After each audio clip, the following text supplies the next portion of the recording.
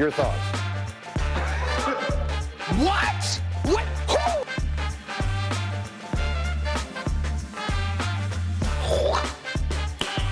Who? Nice.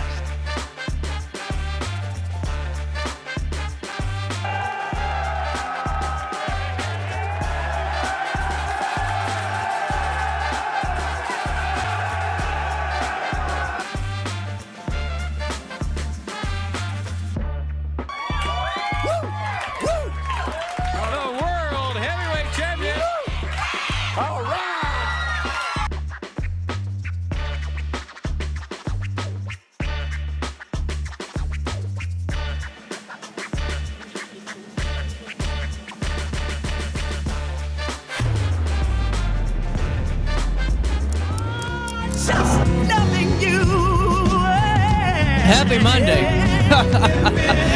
Oh, 9:02, it's our daily show on Veterans Day. RiverBender.com wants to thank you and all that served our armed forces in every branch. And today we'll have coverage from various Veterans Day ceremonies, celebrations, and more. But just a great Monday, a beautiful day out there in downtown Alton, and we got a great show for all of you. Joining us in just about 20 minutes or so is Margaret Hopkins. We'll be getting the details on Wreaths Across America. Then, over the weekend, I don't know if you guys saw this, but there was a GoFundMe out for the potential of opening up a haunted diner theater right at the old Raging Cajun spot. So Thomas Neely's going to join me and company and fill me in on the GoFundMe as well. Then after those two conversations, one of my all-time favorites was with Bob Bryan, who's still upstairs, the practicing attorney. I want to play that conversation too. And then at 10:30, Holmes Outdoor Service. All that comes down the pipeline, but at 9:03, here's what's happening around the Riverbend. We'll take you right to Edwardsville first. A significant power outage affected multiple businesses, including Target and Home Depot, on Saturday evening, November the 9th. Here's what we know. It began around 5 p.m.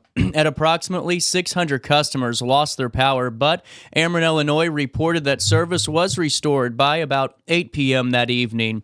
Ellie Leonard, a spokesperson for Ameren, indicated that crews are currently investigating the cause of the outage. And during that time, Edwardsville Police Department noted some accidents, although it's unclear how many were related to the outage. Motorists were reminded to stop at all non-functioning traffic signals, as some at the time remained out of service, but that is all starting to be repowered today.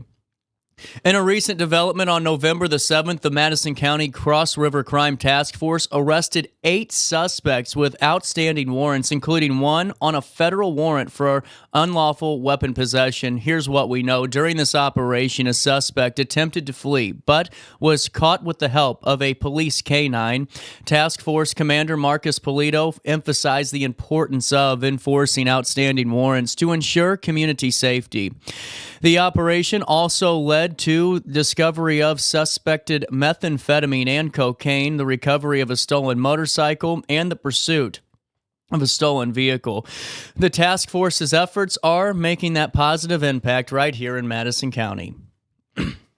John Simmons, the founder and chairman of Simmons, Hanley, and Conroy, has announced his co-chair of the National Memorial of Military Ascent in Grafton. The ambitious project aims to create a world-class memorial and museum honoring American veterans with life-sized bronze statues of U.S. Army Rangers as a centerpiece. The NMMA will serve as a symbol of courage and sacrifice. Simmons, along with Grafton's mayor, retired Colonel Michael Morrow, will lead efforts to raise $6 million for the memorial's completion by 2025, which is expected to attract nearly 1 million visitors annually. The Gorey Law Firm has been honored as a 2024 Woman-Led Top Workforce, a recognition from Energia's Top Workplaces National Culture Excellence Awards, announced on the 16th of October. The award highlights organizations that prioritize a people-first culture and employee experience. Sarah Salger, the managing partner, expressed gratitude for the accolade, emphasizing the firm's commitment to creating a supportive and inclusive environment. With nearly 200 employees, the Gorey Law Firm has successfully handled asbestos-related cases, recovering over $4 billion years for clients since its founding in 2008. The firm also actively contributes to local organizations and to causes. With the 2024 presidential election and general election all but said and done, the 2025 consolidated election is right around the corner, and we have a new candidate for mayor in the city of Alton. Ralph Buzz Ulrich has officially announced his campaign for mayor, emphasizing a commitment to improve public service and better street conditions. During a press conference held on November the 8th, Ulrich expressed concerns about customer service at City Hall, stating that it should be more resident-friendly. He highlighted the poor state of Alton streets as a key motivator for his candidacy and criticized the lack of communication from City Hall regarding improvement plans. With several candidates in this race, Ulrich aims to promote transparency and accountability, and we'll keep you updated as more candidates and their platforms hit us here on RiverBender.com. And as always, I have extended an invite to Buzz and to all of the mayoral candidates as we want to hear from them ahead of 2025, and it doesn't just start at Alton and end there. We're going to be talking to Godfrey, Granite City, and all of that in between as the as the calendar starts to turn over. But we still have some time, and it's time for us to take a break from elections. In a thrilling semifinal match on just a great IHSA Class 3A semifinal matchup. In the state soccer finals, Lane Tech did triumph over Edwardsville with a final score of 3-2, ending the Tigers' season. Maj Tamad opened the scoring for the Tigers just 8 minutes in, but Lane quickly responded with 2 goals, taking a 2-1 lead in the 16th minute, despite a valiant effort from Edwardsville, including a penalty conversion by Ben Leardy. They were unable to equalize. Lane Tech's strong defense held firm, securing their spot in that championship match. The Tigers faced Hinsdale Central in the third-place game on Saturday. A lot easier to sit out there, huh, Margaret? We're getting better in the green room. We're making it fancy. We're going to be talking to Wreaths Across America in just a couple of minutes, but look, a couple of more news stories for you, and that's out of Bethalto. Chrissy Pevlinik is the new principal of Bethalto East Primary School, and she's embraced her role with enthusiasm and a centered approach around students. After 22 years of moving with her husband, a U.S. Navy service member, she was eager to settle closer to family. She has a background in education and a master's degree in teaching, believes in fostering a supportive community and environment for children. She enjoys her daily interactions during morning carpool, feeling uplifted by the smiles of students, with a commitment to collaboration and a quality of education. She looks forward to a successful second semester at Bethalto East. At 9:09, that's the official look at what's happening around the River Bend. 49 degrees in downtown Alton. It feels like 52. Humidity at 90%. Mostly sunny today and pleasant. Brian Trust you can see for 11 miles, and tonight clear. The air quality right now is at 32, which is good. Grass is low. The mold levels are moderate at 8,200. Ragweed's low. Tree levels are low, and the UV index is moderate today as well. Temperatures will reach 65 degrees today and drop down to 37 overnight as we head into Tuesday. On Tuesday, a high of 54, a low of 39 degrees. And on Wednesday, rain's not out of the forecast yet, folks. A 60% chance of thunderstorms on the 13th of November. That's Wednesday. A high of 60 awaits us then, and a low of 43 is what we'll encounter as we head into Thursday. On Thursday, a high of 58, a low of 40. And on Friday, a high of 62 degrees and a low of 39. That's a look at the next 5 days. Here's what's happening now. It's 9:10, 50 degrees in downtown Alton. For time and temperature throughout the day, 618-465-4545. Hey, while I have you, let me fill you in on Alton Little Theater. This show's filling up fast, and it will be gone by the time this show's over. I mean, seriously, that quick. Lee Cox joined us last Thursday and told us about A Christmas Carol. There's already 3 sellout shows out of the 8 that are there. So you have a couple of days really to lock these in and make this a fun experience. You know, so many people always look for those Amazon gifts, you know, and they always look for the bestseller or Amazon's choice. You know what I'm talking, that junk.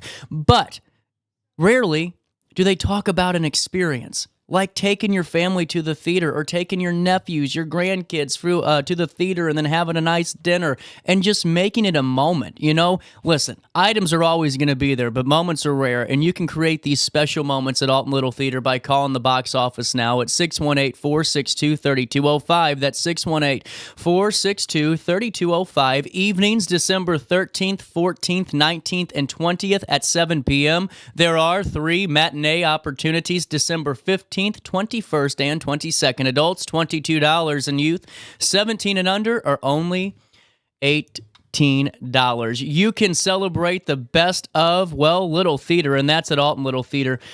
And don't forget to tell them that you know who sent you over their way. All right, it's 9:12. Let's take a quick break. When we come back, we'll talk about Wreaths Across America. But first, let's take a look at downtown Alton.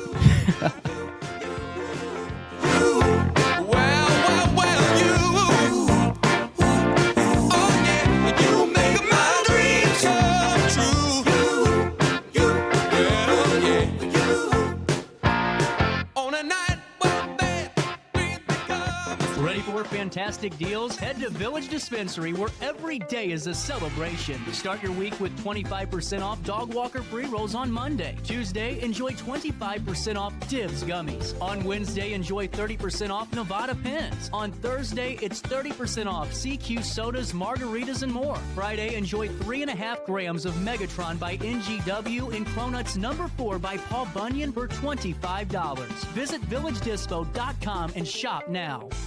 Picture This and More has been a trusted name in the Alton community for more than 30 years, with the last 3 being right here on Broadway. We specialize in quality framing at affordable prices. We also feature works by local artists because we're proud of our community. If you have valued treasures to display and preserve, we're sure to have the perfect fit with our large selection of custom framing and display options. Whatever color, shape, or size, Picture This and More has the look you need. Stop by today and let us help you with your next project. Do you need to declutter your space? Time to call me, the Queen of Junk. Since 1993, we have grown to be the leader in residential, commercial, and property management junk removal. At Sparks Junk Removal, we are eco-friendly. We recycle, donate, or repurpose items back into our community. Trash is our last resort to the landfill. Plus, with our all-inclusive service, our crews handle everything from labor to lifting and landfill fees. Give us a call or visit our website, sparksjunkremoval.net, to reclaim your space today.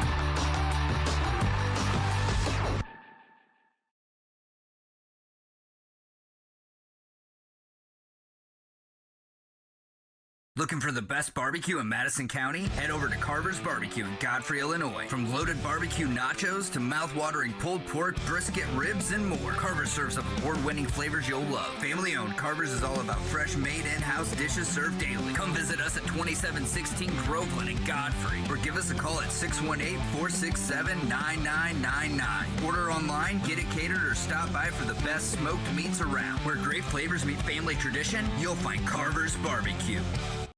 You're listening to Our Daily Show with CJ Nassau on RiverBender.com.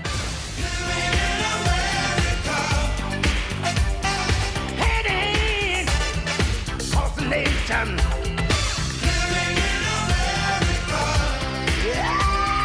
Got to have a celebration.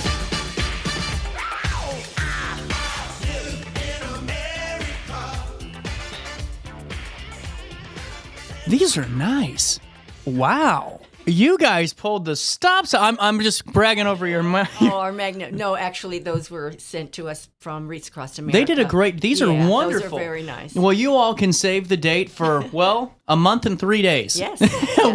Isn't that wild to think about? We are getting closer and closer to Thanksgiving and Christmas and all of what the new year brings. But before we do Christmas, it's always great to celebrate this wonderful occasion and remember. And Alton Wreaths Across America, Margaret, is just one of the best to be a part of. And really what you guys have done is incredible. Well, thank you. We're very proud. This is going to be our 18th year. I cannot believe that.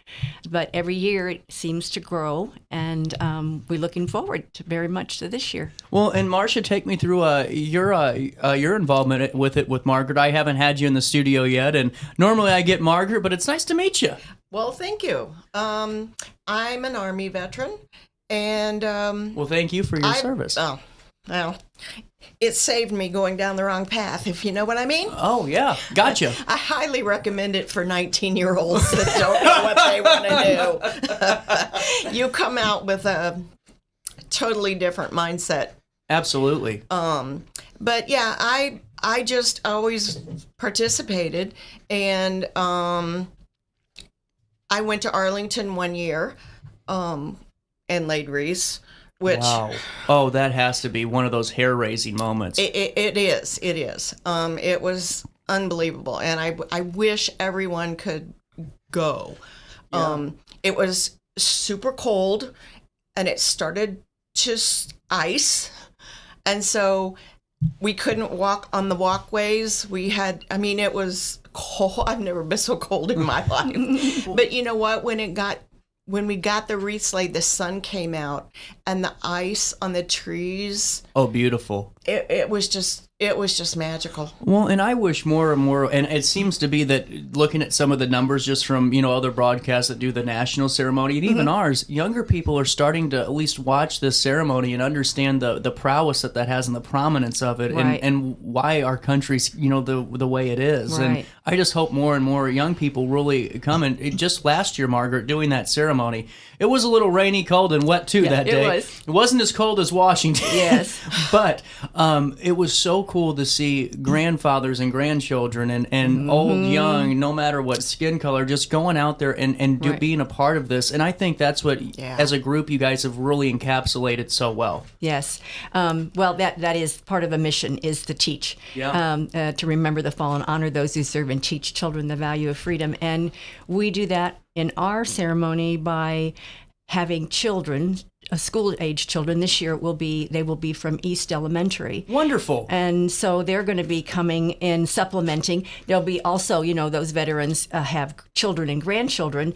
And so, of course, we give them that option to have them assist them. And then whatever we need extra, then we get from East Elementary.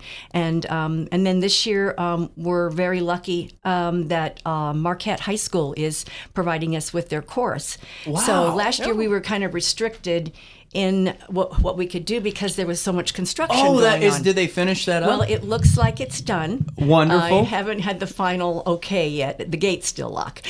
But you can access it, by walking up the hill. And we hope that we won't have to do that again this year. I almost died going up that hill a couple days ago. I was not like, funny. Tell me that gate's not locked. I'm not. It's just what I thought, because that was kind of the sights and sounds of it last year, was seeing the organizers and seeing you all manage that was amazing, because it just shows you when you have a mission, it don't matter what's getting thrown up, the mission's going to get accomplished. Exactly. It's just so important. And now you guys have had so many people, it seems like, supportive of this year's campaign. If you wanted to fill us in on maybe some of the recognition we got to give out for sponsorships, do we do that? Yes. Fortunately, RiverBender again has agreed to do the videography. Good job, John.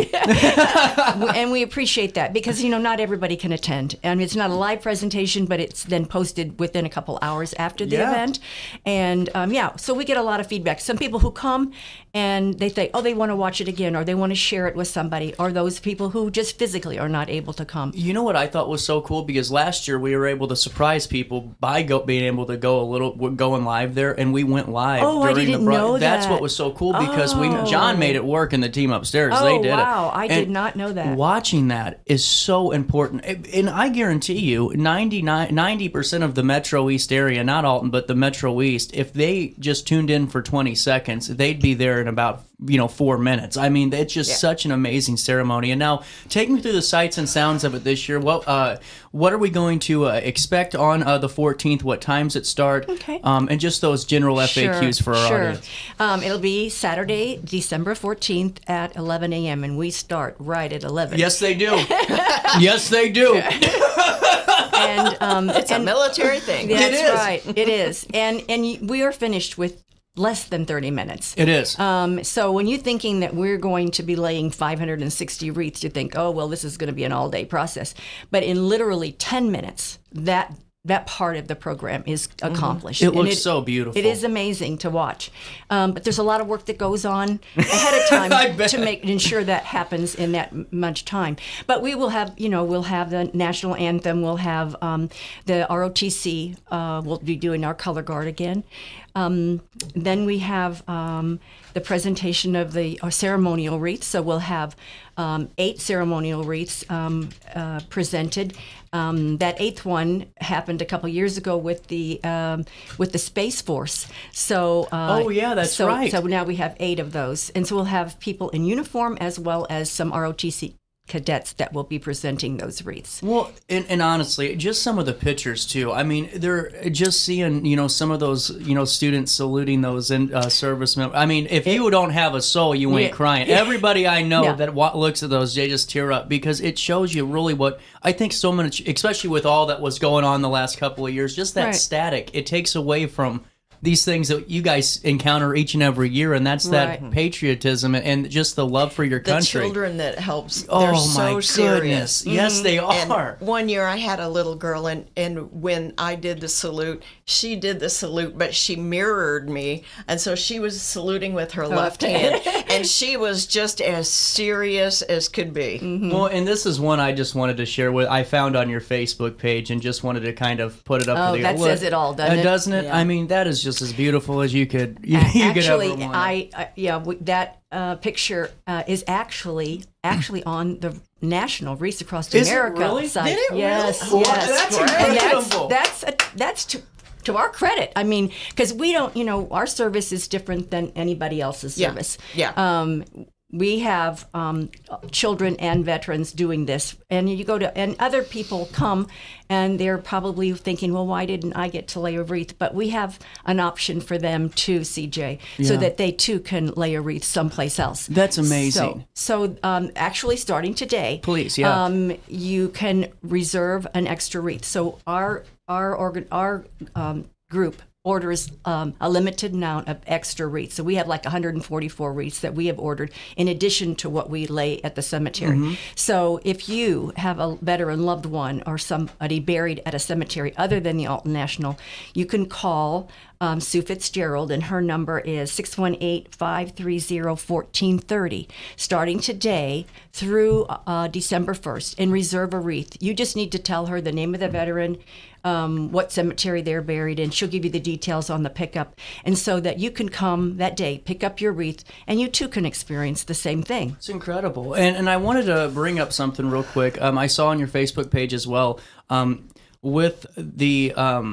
there was a veterans event that you guys were a part of. Was that something that Wreaths Across America did on the 10th, or is that through a different group? No, that was Resurrection Lutheran. Oh, okay. I just saw it, wanted to kind of promote it and talk about it if it was a good event. Yesterday afternoon at 3 o'clock. It was very, very nice. Good. And they were so kind. They took a free will offering, and they're giving that money to our Wreaths Across America location, which was very kind of them. And this is just incredible. So I wanted to point out something too. Are you guys still accepting donations? Oh, yeah. Actually, our big kickoff is today. Oh, okay. Yeah. All right. Now it's my time to shine here. Yeah. All righty. Does this... this is what happens when CJ just decides to get a little bit excited on a Monday morning. Is this the QR code? It is the QR code. Look at that. Each wreath is $17, and for every $34 donation, they will receive 3 wreaths. That's incredible. Yeah.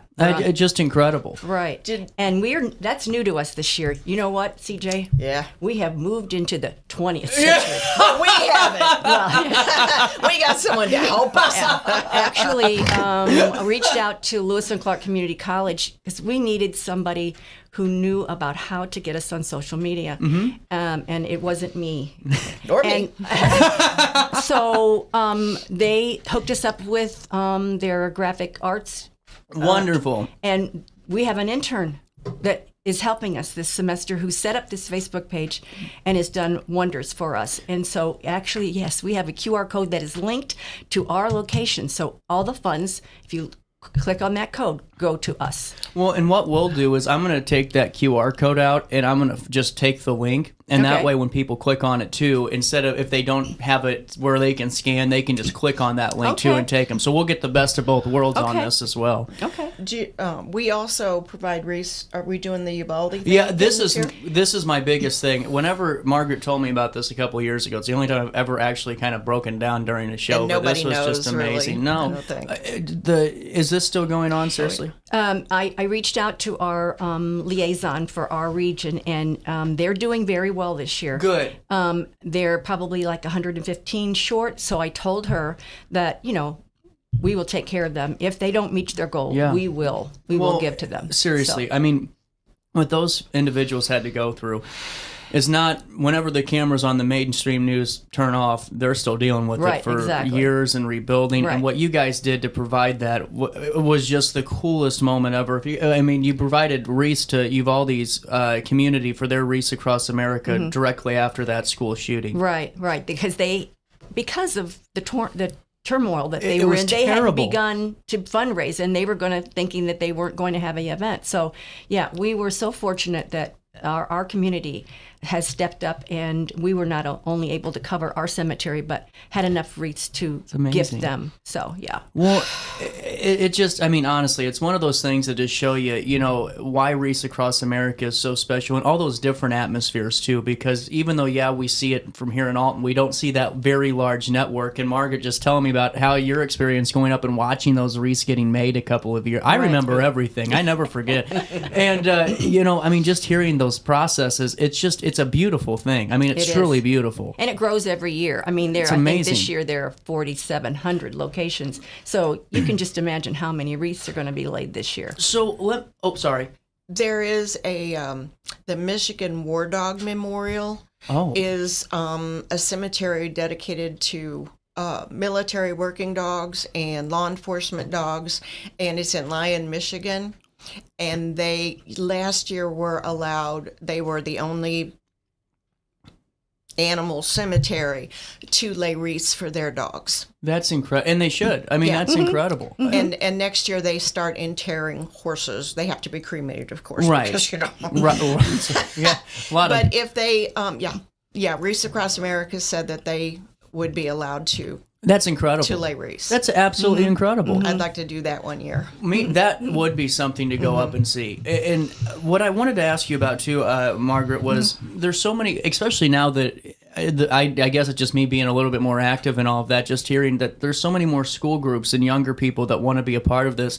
Is there an area to which maybe they can observe as a group, like if they had a group of 10 to 15 and they're out of the way? I just wanted to make sure that was logistically sure. possible. They're most welcome, yes. And actually, the morning of, if there's children that want to come and help set up, they're more than welcome. I just need to know because we do treat them to some hot chocolate and donuts afterwards. So, at 8 o'clock that morning, we have a group of scouts and others, little children that will be coming, and they tote all those wreaths down to the cemetery and then they place them behind the stone. So that's another hundreds of people that come to help with that. In addition to Wreath Delivery Day, which is going to be happening December 9th or 10th. I'm not sure of the exact date yet, but we have a group of people that come to unload that big semi-truck and unbox and fluff bows and get things ready. Lots of boxes. It's just what I think's cool, though, from being the observer and in a multitude of ways, seeing Sydney or Dan's photos from that process of gathering the wreaths and everything, and also just seeing the structure of it live that day. It is so cool to see community coming together, and that's what it is. Nobody's there to talk about what they're feeling like at 12:30 at lunchtime on a Wednesday. No. It's all about just this goal. Yeah. And I just think it's great. So let's talk about those opportunities to help. Okay. Wreath Delivery Day, what time do we need to be there and where? Well, that has yet to be determined. Oh, okay. Never So, mind. Stand by. No, but if they can call me at 618-570-8804, if they would save the dates of the 9th and 10th of December, then I will get back with them as soon as I by here from our delivery team. But we can ballpark the 9th and 10th. Right. Put it And in your that's mental very calendar. moving. Just watching the semi pull up. Oh, yeah. And they've had the same. How long have you had the same? Oh gosh, we've had the same delivery team for probably 6 years now, and that's because That's got to be fun. And it's all volunteer. That's because they are. They all of those truck drivers are volunteers. That's that do this. amazing. And we have a husband and wife. Yes. Yeah. And It's so- like old friends. Yeah, it That's is. what It's I was like- getting it's at. Like a Yeah, family. absolutely. Yes. Wow. Yes, yeah. And now, for the day of, you said 8 o'clock? 8 o'clock on the 14th. Now that date, that is set. 8 o'clock. So they would come and meet at the mausoleum. They would park out on the street in front of the cemetery and then just meet at the mausoleum. We give them instructions. I challenge every young person that's never been to the Alton Cemetery to use this as the opportunity Right. to go. Because it amazes me. I didn't realize how few of my generation really understood the prominence there and some of the individuals of high notoriety that were Yes. entombed there as well. And Right. this would be a perfect time to go out there and just, number one, see this beautiful ceremony, but also just to see, you're literally standing on generations of literal U.S. historic figures. Right, Yeah, exactly. amazing. We Right. have them all the way back from the Mexican War, the Yeah. Spanish-American War, It's amazing. Civil War. Yes. Well, and now, what haven't we not talked about yet? We've been talking for almost 25 minutes, I know. and it just seems like we always fly right on by. But know. it's like I always forget. I'm like, am I forgetting something here? Because I just hope folks realize how important this event is, and it's not just the pomp and circumstance of it. It's the reason behind it, Exactly. because they fought for us so we could enjoy the the warmth and love of the holidays, and they obviously don't have that Right. chance to go and be a part of it too. Exactly. Well, last year was our first time we had a White Dove release. We'll be doing that again this year. That which was beautiful. It is beautiful. Unexpected. Yeah, it was. Yeah, it was. And so they're coming back this year, and back again this year in row number 1 is Art Williams, 101 years old. Incredible, man. Going to be 101. He's just amazing. He's just the Energizer Incredible. Bunny. I got to get Art on the show. I've You talked to do Mr. too, I've talked to yes. Mr. Ryan, but I have Okay. not talked to Art yet. Yes. We'll have to do that. Yeah. Oh, for sure. So how else can we be a part of this to help support? Your donations. Yeah. So yeah, if you you can either click on that QR code. Right here? That's right. Or you can make a check out to Wreaths Across America and send it to the same Wreaths Across America at the Post Office Box 181 in Alton. Can we do something here? What's that? I would love to have you all on before December again. Okay. Like to just do a where we're at now, if we still need donate. Wonderful. Is that okay to do? Oh, wonderful. Yeah. We'll link everything in an initial write-up, but you guys have got to come back in a couple of weeks We'll so we can promote keep it as driving this. often I'm as you telling want you, us. Margaret, I love what you do so much. And Donnie Hubert told me, he goes, you got to tell me when Margaret's coming on. And I forgot to tell him the date, but he goes, because she never brags about herself, and I want the area to know about all the hard work she does. And I mean that too. What you do with all you guys do in this group, but I just seriously keep up the great work, and I love everything you do. It's a privilege, and we're honored to be a part of it. But we're also, Marcia's new to our committee. Oh, Marcia, how's Yes. how's the invite been? How's the welcome? Is it warm? Oh, it's amazing. I was kind of apprehensive taking over, someone who'd been doing it for 17 years. Yeah. Yeah. Bill Moyer retired from our committee, and he reached out to Marcia, and she generously accepted. And we're looking for some more younger people. How do we sign up? How do we Just sign give up? me a call if you're interested in serving. We've all been doing it for coming on 18 years. We're looking for the next generation to take over. This is and cool. so we're hoping that we can get some younger people involved. Really cool. Well, Marcia, it's nice meeting you. Can't wait to Thank see you you. again in a couple of weeks. Margaret, we'll get back to it, and we'll Okay. see where else we need to fill, what holes we need to fill, and Okay. we'll start plugging All right. away in a couple Thank you weeks again too. very much. No problem. We'll link everything in an article on RiverBender.com, but I highly encourage you not only to save the date for December the 14th, but could go to the Wreaths Across America Alton Facebook page, donate to that QR code, and just help this amazing event keep on growing. It's 9:34. We'll take a quick break. More Daily Show after this. Life's better when you're under the American Family Insurance roof because they know your house is home base for their dreams. Whether it's a kid like me aiming for the big leagues, ready? Future rocket scientist, or a budding prima ballerina. When you feel totally protected, your family's free to pursue their dreams. She's good. Let's go. American Family Insurance. When life throws unexpected challenges your way, you need a versatile legal ally to protect you. Sean Lentz, with over 12 years of experience, is here to help you in a variety of avenues. From personal injury to criminal defense and even semi-truck accidents, Sean Lentz has your back. Don't wait for the justice that you deserve. Call 618-465-8000 and see how Sean can help you today.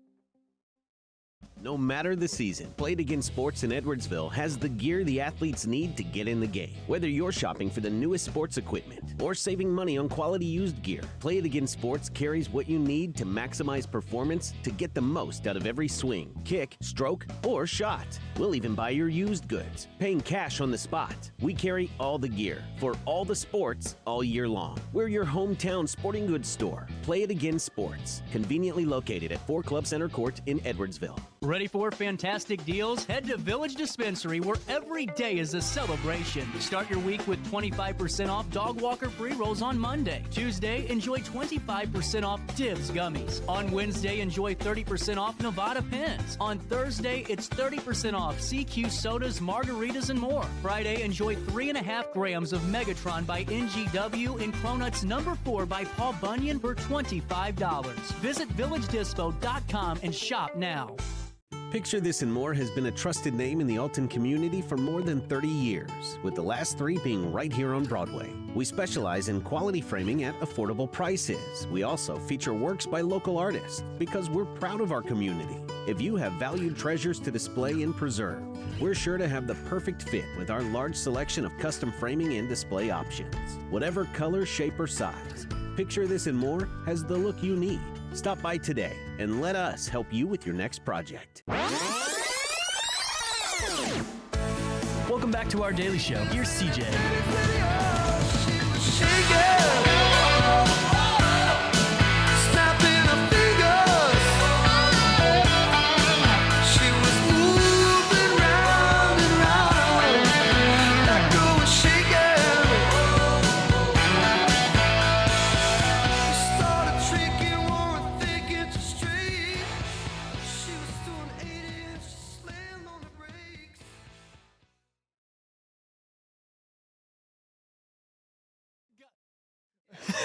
Welcome into back to our daily show.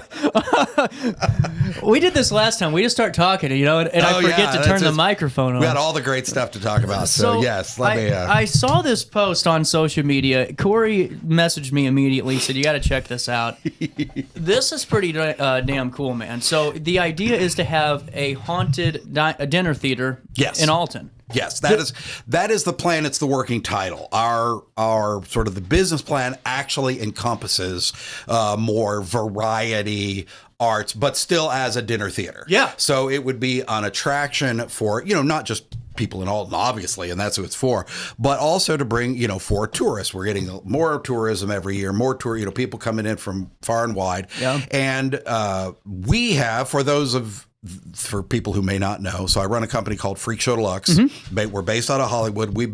This is Freak Show Deluxe is like 23rd year in business this year. That's incredible. And we have performed all over the country. We've done some stuff around the world. So we have connections to all of these different people. And I've already gotten people that said, hey, if you open the place, we'll absolutely come and perform, and sometimes you just hang out. Like it'd be, so cool. So, so to have that sort of celebrity and that sort of idea that it's something people are interested in. And when we pitched the idea in Alton, especially some of the, the business people and such, the real interest of like, something aimed at tourists that will bring them here, keep them here, because we want to put it. We've been eyeing some locations in the flats. Yeah. Everyone knows where the flats is, right? Okay. And we've been looking at locations there, and there are several places, nice no places. less than 3, that are great.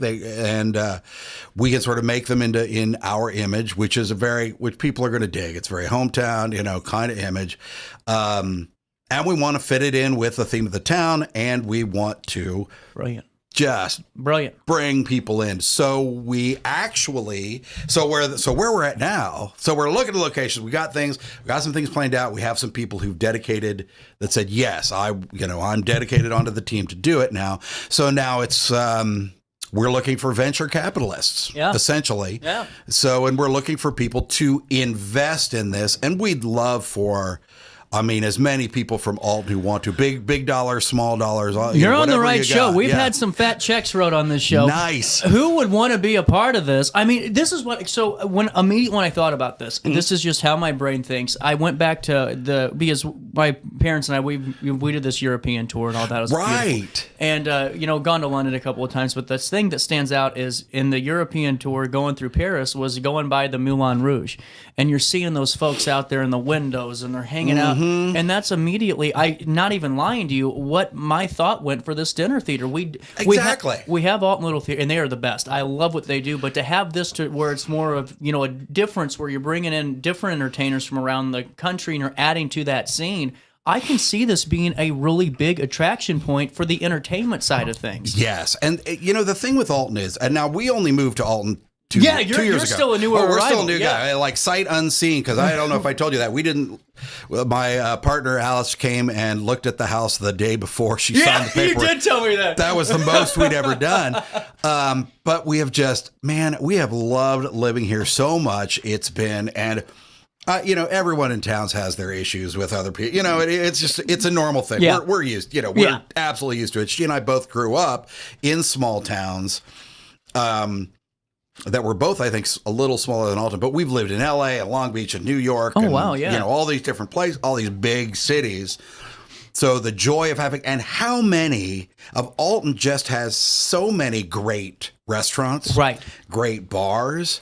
The local music scene is absolutely phenomenal. 100%. And there's a lot for that, and the Alton Little Theater, great. It's amazing. It's amazing. They do great work. I kept saying this, Tom. I said, man, we're in the middle of a renaissance here, and no one's really opening up their eyes and promoting it. Yeah, we do, but not in the way that I think we could, because we have artists of all backgrounds and interests, and whether it's music, painting, crafting, you name it. To add this would, I think, be a catalyst in some way to that downtown portion of that growth, but also just the region, because there's tons of talented folks around. The kids right now are kicking butt and taking names, man. Oh, yeah. It's amazing. Oh, right. Now, I don't know if I'm allowed to talk about this, but my son, now both my kids went to my daughter still goes to Marquette. Oh, my really son cool. Okay. graduated in May. Uh-huh. Thank goodness. We never thought it was going to happen. But I'm totally teasing you, kid. It was great. But he had been going to this place called the G Spot. You ever hear about it? No, I haven't. Because it's called that because it was hard to find. Don't worry about that. That's not important right now. What's important is that it was like basically a little like underground music scene in Alton. And I do know what you're talking, because I've seen that. Okay. It was phenomenal. Yeah, I do know exactly what you're talking about. He would send us videos and stuff, and we were like, I wish that this had been the thing when I was a kid, but they just have with social media and stuff, they can make those connections, and I'm like, it's amazing. It's unbelievable. But it really is great. Hey, folks who are worried that kids are just spending too much time sitting at home playing video games and being on the internet, the kids are all right. They're fine. It'll be okay. They'll be just fine. Guess what? Guess who else was saying that? Your grandparents and parents about you. We're all going to be fine. And that's what, getting back into this is why adding this component is, I think, such a great growth potential. It really is. There's always things that could happen, but I'm telling you, with your background and the network that you and Alice have developed over the years, and also it just seems like right off the bat, man, hundreds of people were like, yes, not just yes, they were saying, hell yes, we want this. Let us know more details. Tell us more stuff. How's this gonna work? And so, yes. And that is now to convince some of the, other people that were, because it's taken a little bit of time to sort of figure it out. We've looked at stuff like all over. It takes a long time. And talked to friends. And I have, of course, the bonus is I've had friends who have opened venues. There's a place in just south of Cincinnati that is called Burkus Brewery. And my friend, who had been a Ringling Brothers clown, had bought this old theater and then, got all the lead paint out of it, got all the asbestos out of it, and converted it into a theater, a circus school, brewery. Whoa. Because he had a big brewery and they Makes brewed their sense, own yeah. beer. And so tap room and all this kind of stuff. And then brought over one of his clown buddies from Italy. And they like taught him how to make pizzas. And they built a whole Italian pizza thing. Unbelievable work. Well, I'll add on to that. Now that my head's spinning here a little bit, think about what you could do for those performers here locally with classes and workshops with all. Because I mean, in wrestling, pro wrestling is the same thing. I had to travel to Austin, Texas to learn. Right. I had to, and yeah, St. Louis has great schools, but to really get that notoriety and all of that, you got to fly and go all these places. Yeah. Yes, and you do. What you could bring in here with you and Alice and everybody else on the team, that's incredible. I mean, that's what you can really, I think, hold high over anything else is that you're getting this next generation of performers ready too. Exactly. And it will be great for people who are, for kids who are adults who are interested. Yes. Is we're talking, I mean, the main focus at the initial outset was to be a magic theater. Yeah. Have you ever heard about the Magic Castle in Hollywood, California? I have not. I've heard of it. I've never been. The Magic Castle is a phenomenal place. They bought they were looking for a place for magicians to hang out and stuff, and then bought it. It's been featured in several movies. It's a very known place, but it's a dinner theater, and then you go to see the shows, and they'll have 5-6 different stages a night going with different kinds. There's a close-up room with guys doing close-up stuff. There's the Peller. So Freak Show Deluxe, my company, has performed there a number of times. We were the first non-member, non-magic show to be allowed to perform there. They were doing a thing about like summer festivals and stuff. So they're like, it's very fair. Like you guys, come in. And the people I worked with were phenomenal. I would not have been it. They really helped make things like as they are today. I didn't realize though. I mean, that's a huge notion because especially it's no different than a comedy club thing. If you're able to go out in there and perform, you're doing something right. Yeah, exactly. And then Milt Larson, who created it and owned the entire interior and stuff, and his daughter does right now, I think. His estate does. It doesn't matter. That's not important. What's important is we are looking at this place. Our idea is to become the Magic Castle of the Midwest. Brilliant. Honestly. Several stages, several bars, the dinner theater. Like you could come anytime. You bring your friends. It's entertaining. Have your corporate event. Do your birthday party. Whatever you want to do. But we're not talking. Just pulling the string out of the whatever. We're not just talking about that. And we're not. While there may be, you'll get to see some of the greatest like sideshow performers come through. You'll get to see that, but it won't be the thing all the time. So there'll always be something different to see. It'll always be, and the hope. So this is what I would really like. There's so many ideas and things that we've been, 100%. that are in the plan, which runs in phases and increments. So the plan is to secure the building, number one, and then the building serves as the what do you call it? The thing that sort of backs up the investors. So the collateral. Yeah. So. The people who invest, real quick, for those of you who are interested, we're looking at, fingers crossed, the plan is a 50% return on your investment within 5 years. Whoa. That is the plan. That's pretty nice. It is pretty nice. It's not it is. And as things are going right now, like it's pretty good.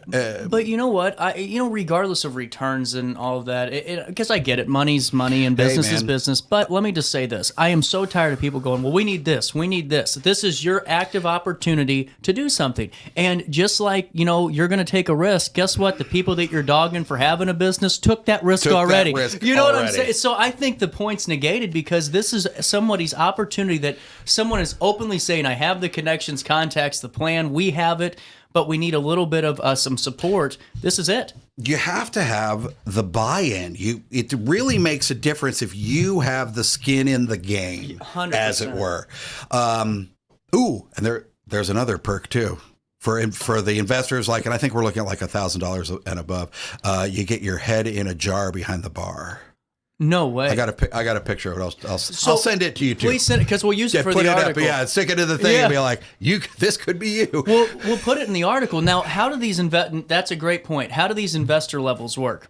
So what we're looking at is we're sort of, if people want to make a donation and every single thing is appreciated, it will be used. We can tell you what your donation is used for. We're looking at a complete transparency. The idea at this juncture has been that any kind of think of it as this. If you're an investor, then that kind of, that puts you in the board. Yeah. And each investment would have X amount of like votes to it. Now understand that you've also got a team who is coming in specifically to do it. So let's not get crazy. Good point. No, that's a good point. But then this becomes a place. I mean, how cool to bring your friends in and be like, oh yeah, I'm an investor here. No, pay full price. You don't get a discount. Like pay full price. I need to make my money back on this. You know what's amazing though? Think about this. How many times has someone said you can invest for $1,000? No, not often. Very rarely. I'll tell you what. There's been a crowdfunding thing. Crowdfundings were always like, give me your money. But to do this where it's like, oh no, you are going to invest. Yeah, no, you have to have it this way. Is there's a Scottish football team. So, and the Caledonia Braves that I have invested like my Beasley $100 or whatever in. But now, don't think I'm not a huge fan of the Caledonia Braves, who I've never seen a match from, but we're doing really well. You're right, though. It's just the pride of like, this is my team. Well, imagine if you could have gotten in on the ground floor of like the St. Louis Cardinals. Oh God, yeah. Well, I'll tell you this. I got one for you. About a year and a half ago, someone on LinkedIn, because everyone always sends you those BS messages. Oh yeah. We'd love you to join this advisory board. And exactly. And so I'm like, okay, and I'm like, it's a little bit boring on a Tuesday, so I'm effing with the guy a little bit and just say, oh yeah, no, you'll have a say on the board and all this for this new soccer team in Chicago. I swear to God, that team, it's like some D2 team, but apparently they're a feeder team now for the Chicago Red Bulls or whatever. It's incredible. I'm like, or Chicago Fire, whatever they call it. Amazing. So I lost out on that one. See what happens when it happens. It happens. I'll tell you. But even everybody who puts in, I mean, obviously you're going to be like, hey, these are the people who made this happen. Our business model is dependent on the people of Alton having buy-in and saying, I want this. This is why I think it's such a good idea and why I jumped on it when I saw the post, because I thought, you know what, this is not just an individual saying, here's my plan. You're going to need a team. We have our ideas, we have our core team, but this is your point, this is your option to really join this and really be a part of the artistic scene, because I'm telling you, that Grand Theater, everyone was so upset, right? Right. But now think about this. You might not get the Grand Theater in the next year, and that's not bringing up, I'm not trying to rehash anything, but you get an entertainment facility with this investment that everyone wanted already, so utilize that.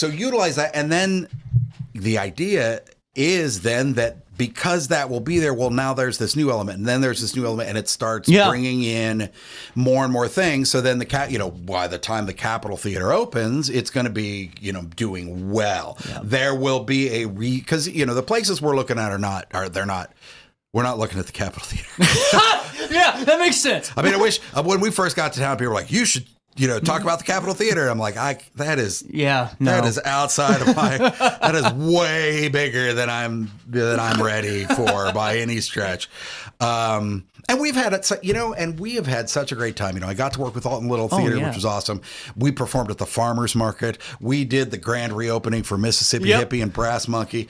And we've just gotten to do those little bits. My daughter has been playing Charlotte Lenore, had done her album, has been doing some gigs out, is booking a lot more, is ready to work actually with a studio in Wood River. We've been talking with them, and everyone's just trying to coordinate schedules to record her new album of originals. It's incredible. So, we've gotten to do a ton of stuff here, and but we want to be careful because we don't want to overstay.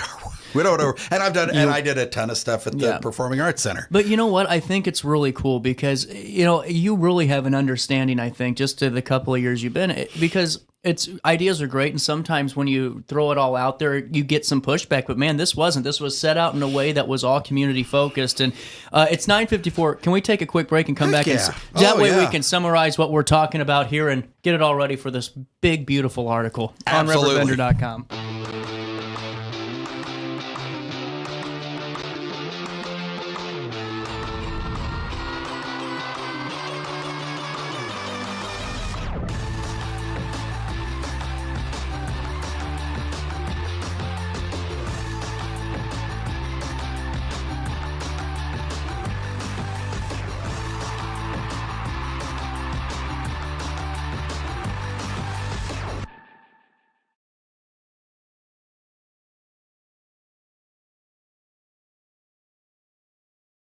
I set the thermostat so my house would be warm when I got home from work, but the kitchen is still cool. At Barrett Heating and Cooling, we stand behind every Lennox system we sell. My dealer said he'd take care of everything. At Barrett Heating and Cooling, we understand everyone wants prompt, professional service. Turns out it wasn't my furnace after all, just a little something blocking the vent. Pretty smart dog if you ask me. For service you can count on, call Barrett Heating and Cooling. Lennox, innovation never felt so good. Macias Insurance Agency, providing quality products with extremely competitive prices. As an independent provider, we source multiple companies to offer the best rates possible, covering auto, home, business, and life insurance. Our goal is to provide quality service that meets and exceeds customer expectations. You can rest easy knowing the Macias team is working round the clock to ensure that both you and the most important parts of your life are covered. Our qualified professionals make the insurance process easy so you can live carefree and focus on what matters most. Visit MaciasInsuranceAgency.com today to find out what our team can do for you. I had an amazing experience with Dr. Haug and her team. I came here when I was 10 years old to get my braces on. Now I'm 28 years old, braces off, and I get so many compliments on my smile. It's helped me thrive in my career as a news reporter, and also as Miss Missouri USA, I took the stage with confidence, knowing my smile was going to make me look like $1 million. I've never felt better and more confident because of my smile.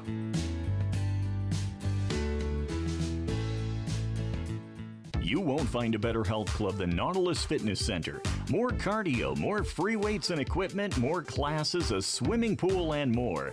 If you're serious about your health and want to make a change, then stop thinking about it and visit Nautilus Fitness Center on Industrial Drive in Alton. Don't fall for the hype you get from the other health clubs. Nautilus is the Riverbend's premier health club. Has been for years and will be for years to come. Get to Nautilus Fitness Center and get started on a healthier new you. You're listening to Our Daily Show with CJ Nasello on RiverBender.com. Then that time I went and said goodbye. Now I'm back and not ashamed to cry. Ooh, baby, here I am, signed, sealed, delivered, I'm yours. Here I am, baby. Oh, you got me feeling shaky.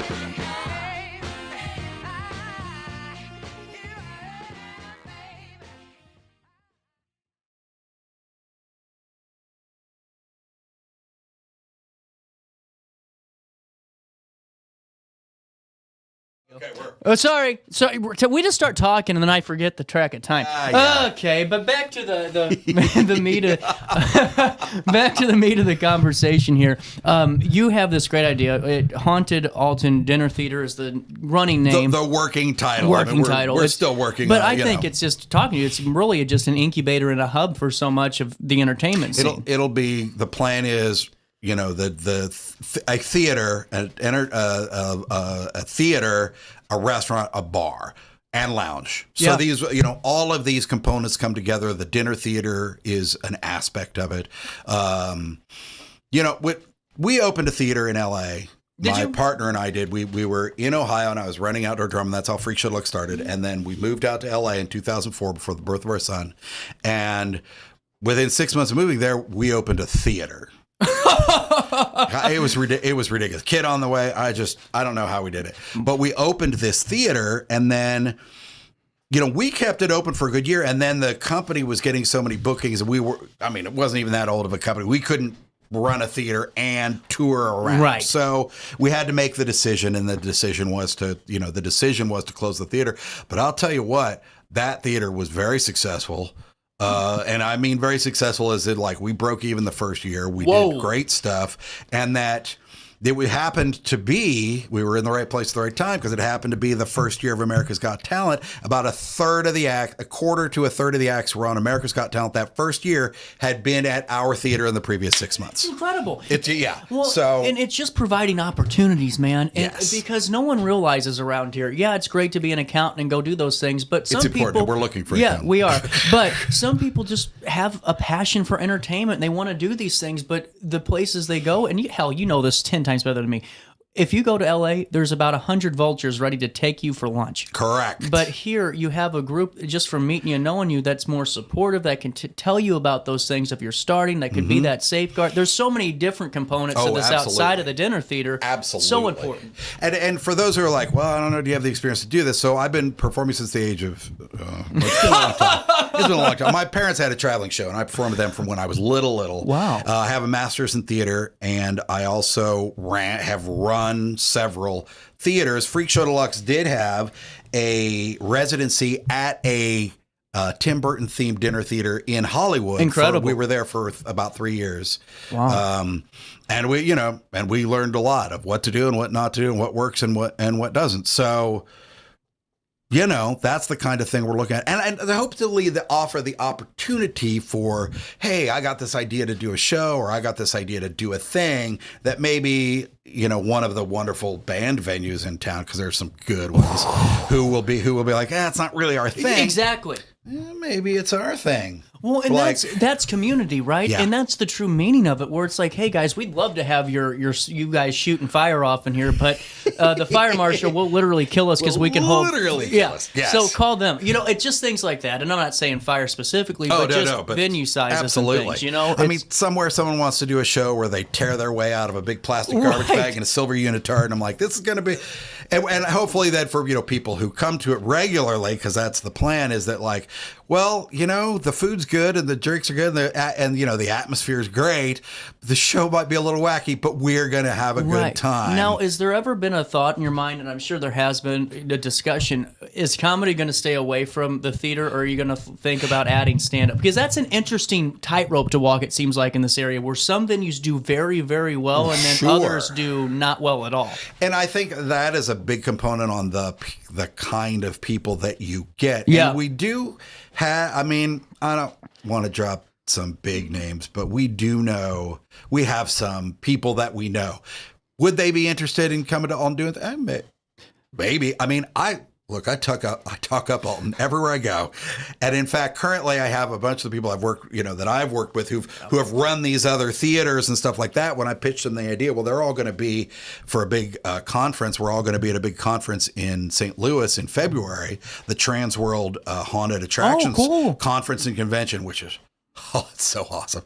Even you don't have to be a big Halloween nerd and geek like me. Like, it's just awesome that we're going to be at. And I'm like, hey, when you guys are here, we're all going to meet up and we're going to drive across the 20 minutes across the river, and we're going to go, and we may even take the train. We might take the train over because you can do that. It takes you right there. It's true. And like, hey man, we're fed by the train system. We're fed by, all of this kind of thing. Well, that's what I think. So, and I'm sorry to get excited about this, but this is where I get so frustrated with people that are like, oh, Idaho or all these places, Indiana. Hell with that. You're literally in the biggest transportation hub in the country. You got trains, you got boats, you got whatever, airplanes. Gateway to the rest of the, the gateway to the West. This is it. This is the geographical spot to be. You're cutting airplane time in half no matter what side of the country you're on. It's brilliant. And again, that was one of the reasons that we came to Alton. Was it really? We're like, we've got to go, we're like, I got to be in New York. I got to be in Oklahoma. I got to be in Atlanta, North Carolina. Yeah. Like, it's a lot easier to go from here. It's a lot easier to fly in the cast and company from LA, load up the stuff and head out. Yeah. So that's the key. So we've been talking for a little bit of time now. How do we invest in this? What are the ways we can do it? There is to see the easy read write up and stuff like that. There is a GoFundMe online, which I'll give you the address for, so it can be posted. I'll give you that. Okay, perfect. And you can go to the GoFundMe, and if you want to, people have been throwing like some cash at it. So thank you to every one of the people who has already donated money to it. You heart right there. You guys are awesome. And then I believe you can contact me from there, and I hope that you will, to get the prospectus and to get the full business plan. Oh, look at that. Look at that. There's the logo. Let me zoom out a little bit. Look at that. There's it in all of its glory. That looks good. See, that could be pretty cool. I put a filter on myself to get rid of the acne and city miles. So I'm like a Honda Accord, man. There's a lot of character in this man. page. But let's take you to the GoFundMe now, too. We'll go zoom in. This is where you can see all the information. It just started. People are already donating to this.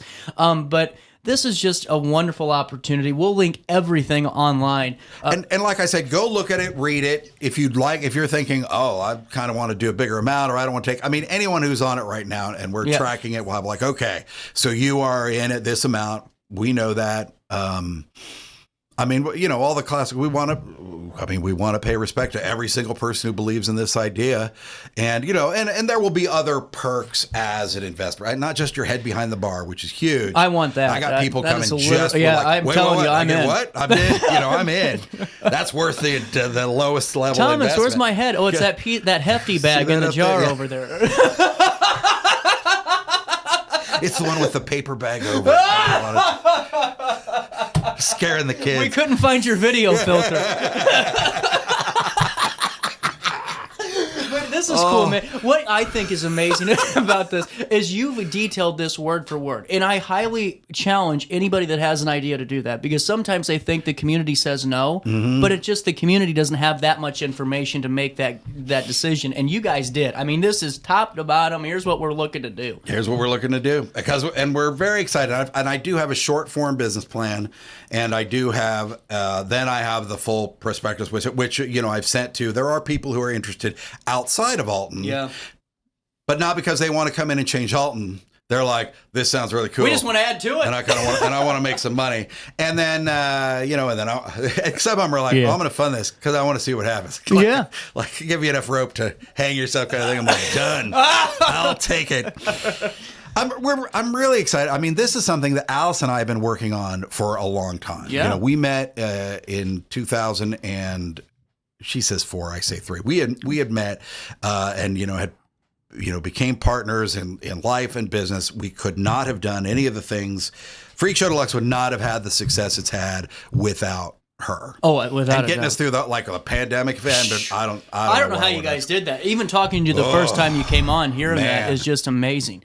But and I, not to cut you off, but we do have to keep moving down the show. We're playing a conversation. My favorite one I do, it normally is on December 7th, but we aren't going to be broadcasting that day. Bob Ryan's 101, 102. He's still a practicing attorney upstairs. Nice. Most incredible story ever. He was a prisoner of war during World War II, and he gets shot out of the sky. And he tells the story, and you'll hear it on this conversation. The reason he did was because his pilots in his squad were out drinking the night before, and he had to fill in because somebody was too sick to get on the plane. And he tells us about the story. It's an incredible thing. Oh, my gosh. Well, thank you for your service, and I'm looking forward to hearing these stories. This is super cool. That's amazing. It's really cool. But we'll link everything about what Thomas is doing with this Haunted Alton Dinner Theater, working title. This will change. And Thomas, before I let you go, anything else, man? Any closing speech? A closing speech? Yeah, any closing monologue? What's the overview? What's the elevator pitch? I'll tell you what, there is no ceiling to what we can do. We are talking about a place that's going to bring people in from all over the country specifically to see it, and every other business and everything else is going to do better because of it. There will be opportunities for, you know, especially for locals to become individual members, like free entry, like tickets, really cool. tickets, all kinds of things. Yeah. So the idea is, in the most haunted small town in America, needs to have this most haunted dinner theater. And you're gonna love it. And I would love to do nothing more than meet with you and tell you all about it in person and answer any question that you might have. Ready for fantastic deals? Head to Village Dispensary, where every day is a celebration. Start your week with 25% off Dog Walker pre-rolls on Monday. Tuesday, enjoy 25% off Divs gummies. On Wednesday, enjoy 30% off Nevada pens. On Thursday, it's 30% off CQ sodas, margaritas, and more. Friday, enjoy 3.5 grams of Megatron by NGW and Cronuts number 4 by Paul Bunyan for $25. Visit VillageDispo.com and shop now. Picture This and More has been a trusted name in the Alton community for more than 30 years, with the last 3 being right here on Broadway. We specialize in quality framing at affordable prices. We also feature works by local artists because we're proud of our community. If you have valued treasures to display and preserve, we're sure to have the perfect fit with our large selection of custom framing and display options. Whatever color, shape, or size, Picture This and More has the look you need. Stop by today and let us help you with your next project. Do you need to declutter your space? Time to call me, the Queen of Junk. Since 1993, we have grown to be the leader in residential, commercial, and property management junk removal. At Sparks Junk Removal, we are eco-friendly. We recycle, donate, or repurpose items back into our community. Trash is our last resort to the landfill. Plus, with our all-inclusive service, our crews handle everything from labor to lifting and landfill fees. Give us a call or visit our website, sparksjunkremoval.net, to reclaim your space today.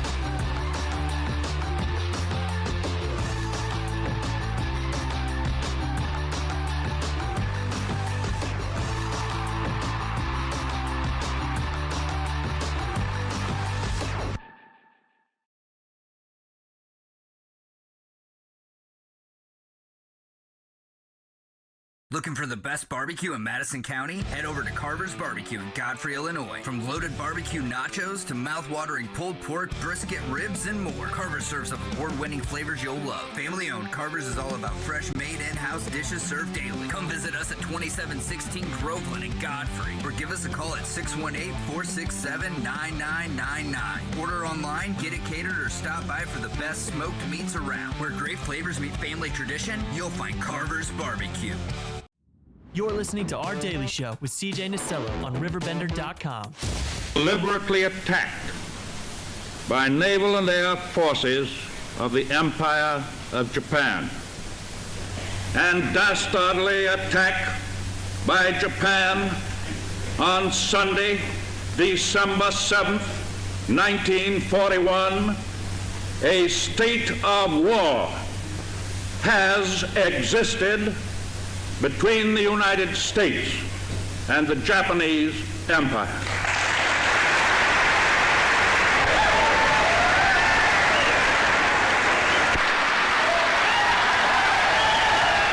December 7th is a very important day in American history, obviously the day that Pearl Harbor was attacked by the Japanese. And not very often do we get the opportunity to interview not only an individual that was from World War II, but an individual that was also a prisoner of war during that time, and a hell of an individual, if I say so myself. You are still as spry as the day you were down fighting for us here for our country, and you were just as you're hopping, man. You were hopping, Mr. Ryan. Where do I knock on wood? And I really appreciate you taking the time, sir, because I know that you're still busy practicing law. And a couple of years back, I was talking to Dan Brandon about this. I just mentioned it to you, but guys, I was talking to Dan about this for 3 months. I said, I saw this story you did on a Mr. Bob Bryan, and I got to get him on the show. And after 2 months, Dan said, CJ, he's upstairs. Just go knock on his office and ask him. And I am so excited to have you here, sir. Okay. And I just wanted to start off the interview by asking about your time in World War II. You were 19 years old and you're going into the Air Army Corps, correct? Correct. And right. Take us through that. So where were you stationed at, and what was your responsibility while you were serving our country? I was a navigator in a B-17. Wow. With the 8th Air Force. In England, 351st Bomb Group. Wow. So I got to ask you right off the bat. So you go from high school and then you're right into a plane. That kind of made you grow up a little bit, huh? Those were exciting days. And take us through. So what was your day-to-day responsibility like with what you were doing with those bombers? Well, in England or in the United States or where? In England. Oh. Well, first, when you get there, you have to do a good bit of training because of the British radio system and so forth. So, I don't know, we got there maybe in April of 1944. Yeah, and maybe started flying in, started flying in April, probably got there in March. Yeah. Wow. That's a pretty quick turnaround. Oh, So yeah. You had to train quick, huh? Well, of course, we had trained in Texas and the United States for quite some time. Right. But then I don't remember the date of the first mission, but it was to Luxembourg. Then it was a milk run. No fighter opposition, no anti-aircraft fire. And you call that a milk run? Yeah. That's awesome. That is so cool. This is incredible. So that, you know, and then you think, oh boy, this is a piece of cake. And it doesn't work that way. No. And take us through that. So how many of these runs did you take part of in these flights with the bombers? Were you on multiple, or were you only on one or two? Oh no, we'd be in a formation. Oh wow. Yeah. Okay. A rather large number. Yeah. Okay. And that day, I can't tell you how many, but a number. There would be at least 13 or 14 from the 351st Bomb Group. Wow. And it would join other groups and they head overseas. Head over the English Channel, really. Yeah. Mm-hmm. And take us through that. So you had to end up jumping out of an airplane, a bomber, because you guys were struck head on, correct? We were shot down. And Right. take us through that. I mean, no one could experience that unless you go through it. What is that couple of seconds like? I mean, that has to be put some hair on your chest, huh? Well, preceding that, of course, you're under attack by fighter aircraft, with German fighter aircraft, particularly Messerschmitts 109. Yeah. Wow. And they had a 20-millimeter cannon that fired out of the propeller hub, and they made head-on attacks. So you could see that flash as you're heading toward it. And I keep thinking of the old, what was the name of the giant that had the one eye in mythology? Oh my goodness, from Odysseus, the Odyssey. Yeah. What was his name? Oh my goodness. Hold on, Odyssey giant with one eye. We have Google now. Okay, good, that helps.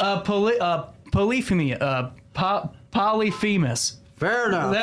I love this. Okay. So it looked like a Cyclops when they were... Exactly. That's the name I was trying to think of. Cyclops. Oh, right. That's got to Because be... he was the one-eyed giant. Yes. Yep. And you know what? And you're right. And so you're flying head on into this. Right. What's going through your mind in that situation? Was this a everyday kind of excursion for you guys, or was this something that was kind of new to even the fighter squad? No, this was kind of par for the course at that time. Okay. Forget about other than the milk run to Luxembourg. Yeah. We had a target of son of a gun. Dessau was our target that day. Yeah. This was May 28, about 9 days before the Normandy invasion. Wow. And they shot the heck out of our engines. So we're losing altitude, and the pilot gets on the intercom, prepare to abandon ship, and a few minutes later, abandon ship. Wow. So the navigator has to be the first one out of the nose hatch. Okay. So you got to get moving. You got to strap on your parachute, unplug your oxygen mask, your radio, communication, and it's kind of a narrow exit. So you kind of somersault out. Wow. So when were you up? Maybe were you the second and third person out? What was your? I was the first. You were the first out, so you were the navigator there, yeah. and you had to go. Yeah. And take us through that moment. So you're in a narrow hatch. You're getting ready to literally somersault out of an airplane. And I thought, how am I going to get back to Illinois? Did you really? Oh. And that's something I never realized. You're losing your communications once you're leaving the plane. So you guys are on your own. Oh, absolutely. And take us through that. So when did you end up land? How did you land? Was it a tumultuous landing? Did you get down pretty quickly, or how'd that No, it took a while. Did it? Because I imagine we were at 26,000 feet at the time. We probably got to 15,000 before. He says, the first thing he said is, pilot and navigator, how far are we from Switzerland? I said, about 200 miles. He says, how about Sweden? I said, about 300 miles. So I knew we were in trouble. Right. Yeah. Oh, man. Finally, he says, forget it. Yeah. It's time to go. Yeah. And so you landed, and how much time did you have on the ground before you guys were ended up captured? Or 0. Wow. Some guy was aiming a rifle at me on my way down. Yeah. And wow. Did not pull the trigger, fortunately. Mm-hmm. Yeah. Okay. And take us through this. So they capture you guys, and where did you ended up going to Germany, correct, for your stay as a time of prisoner of war? Oh, yeah. Yeah, we, over a period of time, you go to different places. Well, you're taken to different places. Right. And the first one is what they call a gulag, which is an interrogation camp. Okay. And where you're asked what they want to know, and then you, under the terms of the Geneva Convention, you have no duty except to tell them your name, rank, and serial number. Well, they don't like that. I bet not. But as a 19-year-old second lieutenant, they knew I didn't have any information. And so what happened after that? Oh, ultimately, we get on a train and go to Stalag Luft. Wow. Which is about 80 miles southeast of Berlin. Yeah. Mm-hmm.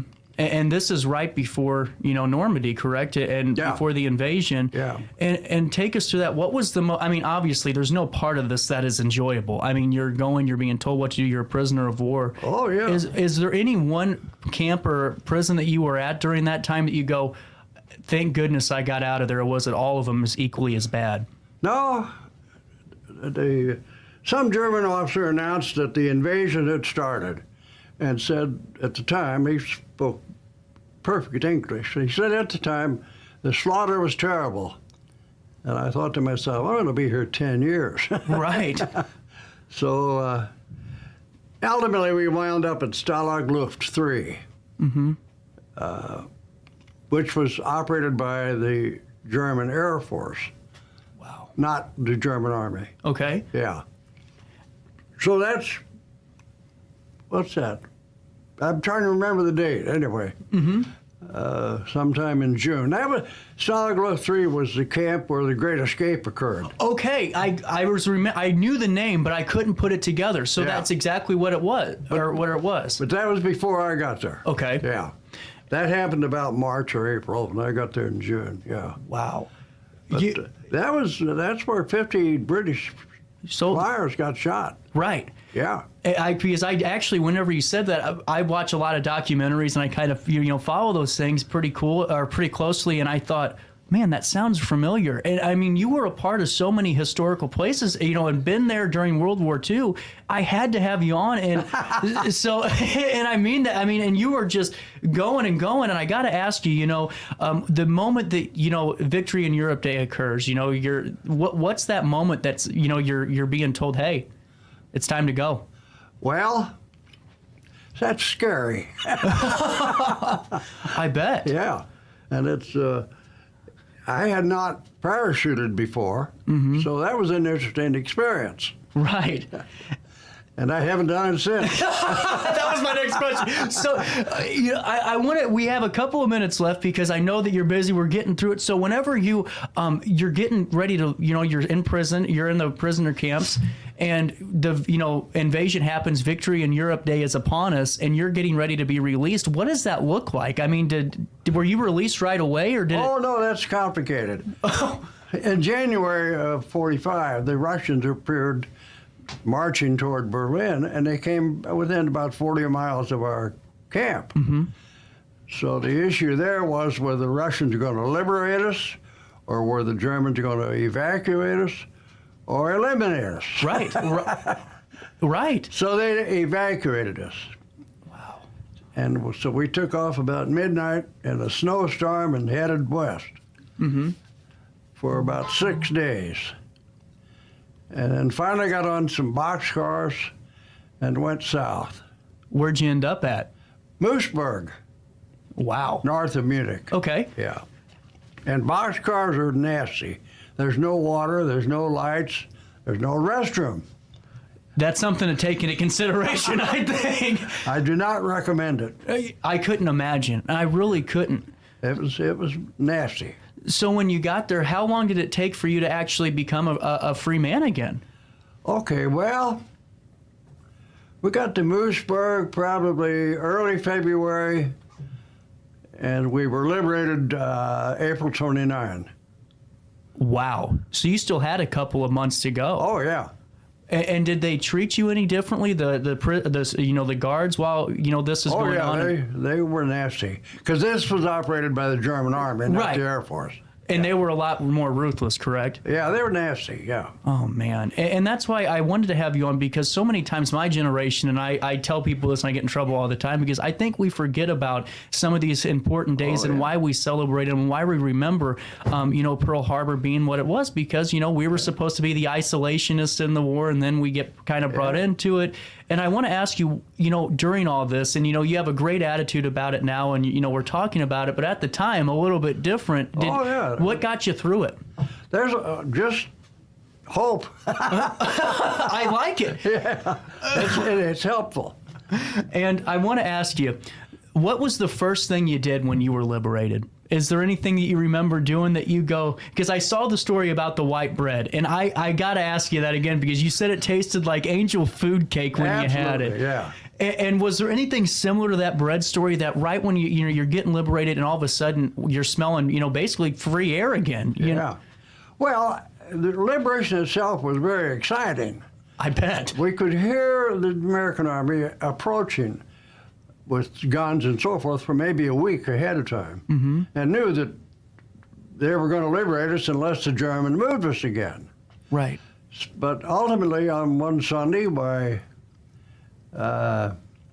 they showed up, and a guy in a tank crashed against the gate of the camp and knocked it down, and was looking for his brother. The guy out of the tank. Oh my goodness, that's like a movie. I mean, that's seriously something I couldn't even experience. Yeah. I mean, what was the joy? I could only imagine the joy that you're seeing or feeling in that moment. Oh, fantastic. Euphoria. Right. And then the Nazi flag comes down, the American flag goes up. Oh my. And that's a chorus of tears and cheers. I was going to ask you, that makes my spine tingle a little bit just hearing about this moment. And how long did it take for you to get back to the States after the liberation? Did you have to stay in Europe for a little bit, or did they take you back home right away? No, they flew us out to Le Havre, France. Okay. For rehab. I've been there. That's a beautiful place, by the way. Oh, yeah. Yeah. Although this was a military camp. Right, this wasn't very fun. I should have, no, you're But in the meantime, George Patton showed up. No way! In the camp after liberation, yeah. How, did you get to meet George Patton? Oh, got within 4 or 5 feet of him, yeah. And was he just making rounds, thanking everybody for their work, or what was... Yeah, he wanted to see it. Well, we were, at the time... We were sleeping in a tent on pallets on the ground. And he blusters out, "Get these guys' asses off the ground."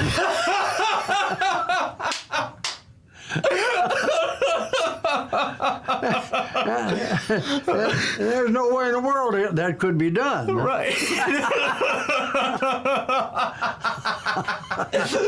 Oh my goodness. Now you might have to censor that. Oh no, this is online radio. We're good as gold on this. This is too good. We got about 2 minutes left here. I could talk to you for 3 days about this, because I'm such a history buff, but so many times we miss out on stories. And part of what I'm doing here, and I was telling you this in the elevator, even though we already had a great interview with you a few years back, I couldn't miss out on this opportunity. And I mean that because my generation is losing the grit and the passion that yours had. Yeah. And I mean, I truly mean that. Yeah. And I wanted to ask you, what during the, we talked about being captured, we talked about some of the flights. What was a moment that was just an enjoyable memory that you have from maybe your time in the war with some of your counterparts? Was there ever any fun that was to be had, or any partying going on in between the flights? Not really. Really? Okay. It was all business. Right. Yeah. And sorry. Well, it was business, period. Yeah. Mm-hmm. That's scary. You're up at 26,000 feet. It's cold. You got machine guns firing at you. Right. And you got 2 machine guns you're supposed to fire at them. Well, and I meant maybe in between flights, did you guys ever have some leisure time, or was it just strictly focused on the war effort? Because if the weather was bad, we couldn't fly. Right, okay. Yeah. And that's another thing I didn't really. The weather's not very forgiving over in Europe. Not in England. No. Not in April or March. Right. Yeah. And I wanted to ask you, what's something that maybe we don't think about that comes into play during, so like we just hit on the weather. What is there whenever you're in the flight, whenever you're in a mission, we always think about the enemies. We always think about other tangible things that happen that could cause some interference. But was there ever a time where like maybe it was just a piece of hair getting in your eye while you're firing a machine gun? You know what I'm saying? Something that's a little bit different that caused you some issues, or was always something to watch out for? Well, the Navigator had 2 50 caliber machine guns, one flying out that one side and the other one on the other side. The problem was you didn't know which one to go to. Because they were making head-on attack. Right. Yeah. Oh, now that could have been interesting. Well, and I wanted to ask you this. Whenever Pearl Harbor happened, because that's why I wanted to have you on today. This is a day we'll never forget, and I hope my generation doesn't forget, and they shouldn't. Or experience it. Or experience it is right. When that moment happens, you're a young, spry teenager, 19 years old. You hear the president come on the radio, or oh yeah. Take us through that. I remember that very vividly. A day that will live in infamy. Yeah.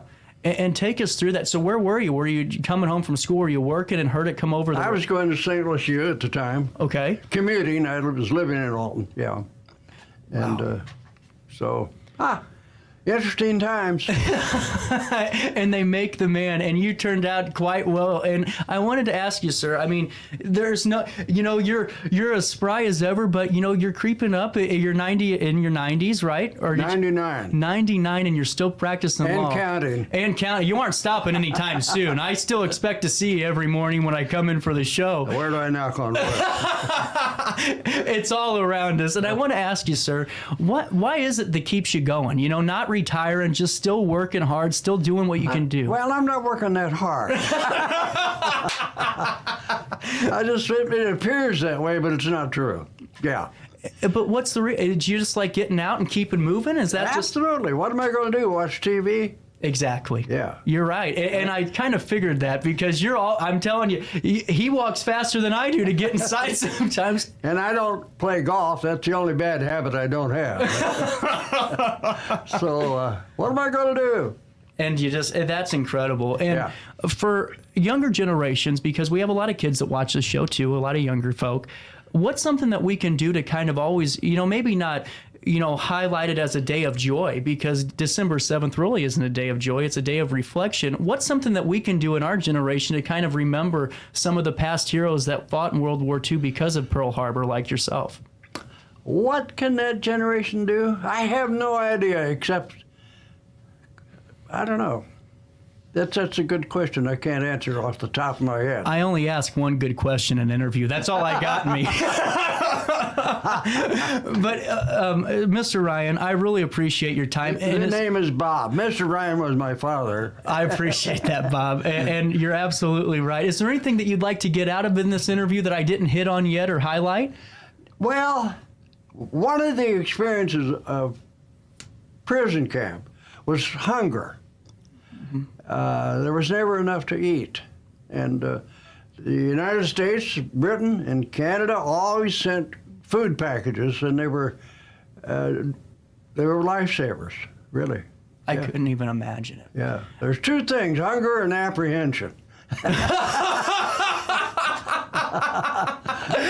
Mr. Ryan, thank you so much for your time. And seriously, sir, thank you for all you've done for our country. I'm lucky to be alive. And you know what? We're lucky to have you right here in our community. Well, there was a history about, I don't want to go into it. Before we were shot down, we were flying the day before to Ludwigshafen. Mm-hmm. It got the heck shot out of us. We had a wounded radio operator and so forth. So we normally would not fly the next day, 2 days in a row, after that experience. Right. But the 351st Bomb Group had a group party that night, and of course we were beat up. We didn't go. But so they scheduled us to fly spares. Spares are 2 planes that fly from England over to the French coast, the enemy coast. And if none of the other people drop out of the formation, these 2 guys come home. But if somebody drops out, they got to fill in. Mm-hmm. And there were too many guys that were hung over from that party, so we had to fly. No way. Now you can't make that up. No, that's true. Oh my goodness. That's the story we ended on right there. So this all started because of somebody's drunken stupidity that left him hungover, huh? Yeah, I turned around and came home and complained. I got the record of some of what these guys complained of, and the record says one guy complained of this or that about the engine, you know, and then the record says flight test showed no problem. And the other one came back because the bombardier was sick. Well, we know why he was sick. Okay. And that's why I was so looking forward to this, because this is a story the history books won't tell us right here. Very true. That is incredible, sir. Thank you so much for your time. Are we done? We are done. Okay. Thank you so much. Coming up is Margaret Hopkins with Wreaths Across America. That happens next on our daily show. Welcome back to our daily show. We'll correct that here in a second. As you guys see on your screen, President Biden, Vice President Kamala Harris were at Arlington, are still there, as they were laying wreaths there on the cemetery. I want to bring you the sights of that, as that is one of, in my opinion, the most beautiful things to witness, and we're going to bring you that now. On this 11th day of November, it is Veterans Day, and we'll take you back to Arlington, where the President and Vice President laid wreaths in the cemetery just mere moments ago.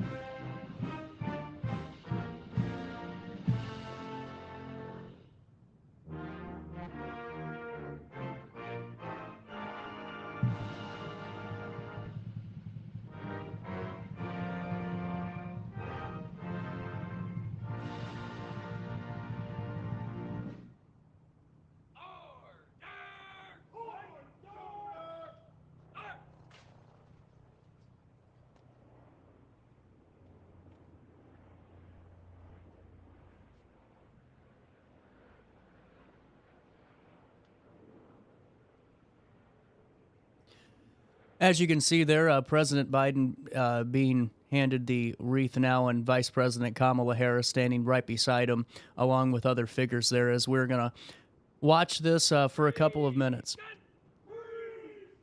As President Joe Biden, the 46th president, lays the wreath here in Arlington.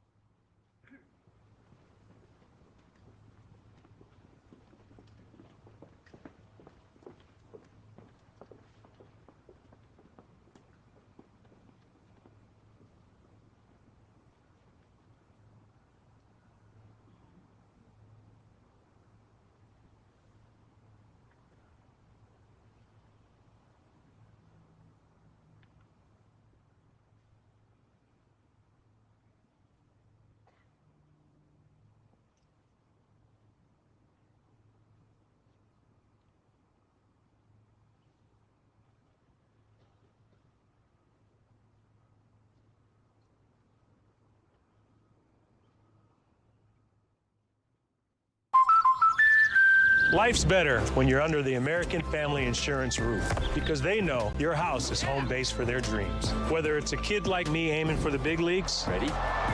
Future rocket scientist, or a budding prima ballerina. When you feel totally protected, your family's free to pursue their dreams. She's good. Let's go. American Family Insurance.